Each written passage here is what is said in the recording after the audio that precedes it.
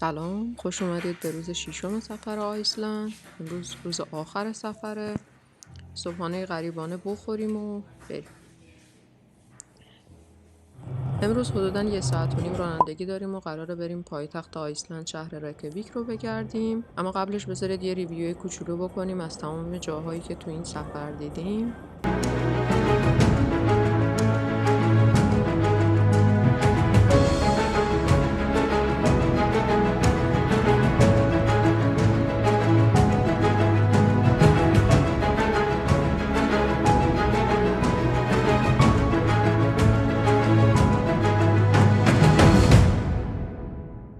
تو بخش شمال غربی هم 1-2 جا بود که من خیلی دوست داشتم ببینم، اما زمانمون کم بود و نشد بریم. در واقع اگه می‌خواستیم این 2 جا رو بریم ببینیم باید 2.5 ساعت بالاتر میرفتیم و برمیگشتیم که حدوداً نصف روز زمان میخواست. اولین جایی که تو ریکیاویک قراره ببینیم کلیساییه که یا خدا اسمش هم خیلی سخته. این کلیسا در واقع معروفترین و بلندترین کلیسای آیسلنده و بر اساس طبیعت اون ستونای بتونی که دیدیم طراحی شده.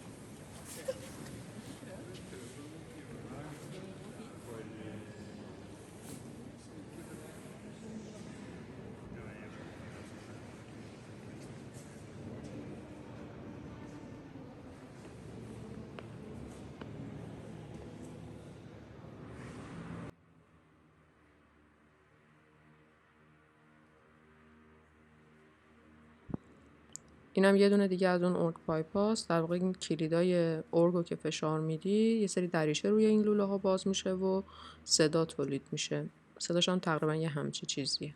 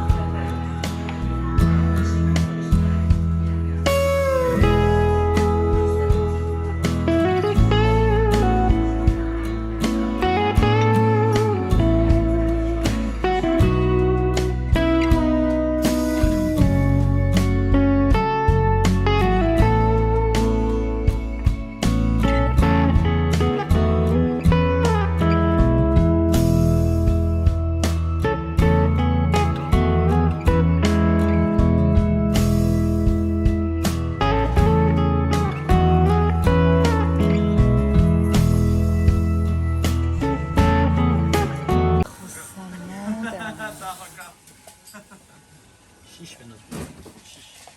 آره گرونه. شیش نقاطه. 6000 42 42 50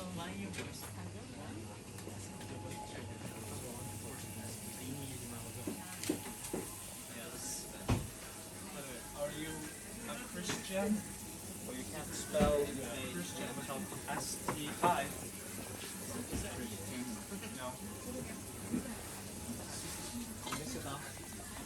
بعد یه هفته ماهی و میگو خوردنم که دیگه لازم بود یه رستوران عربی بریم و یکم شاورما بزنیم گوشت خونمون زیاد شه. Are you finished with the Wi-Fi password?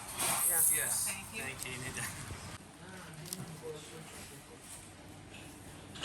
ما راستی این بیلبیلکم برای اینترنت تو جاده خریدیم. 95% اوقات ما وای فای داشتیم تو جاده و هر 6 نفرمون هم میتونستیم بهش وصل بشیم و اینجوری سفر 6 روزه ما به آیسلند به آخر رسید. ممنون که همراه شدین. تو ویدیو سفرهای بعدی میبینمت.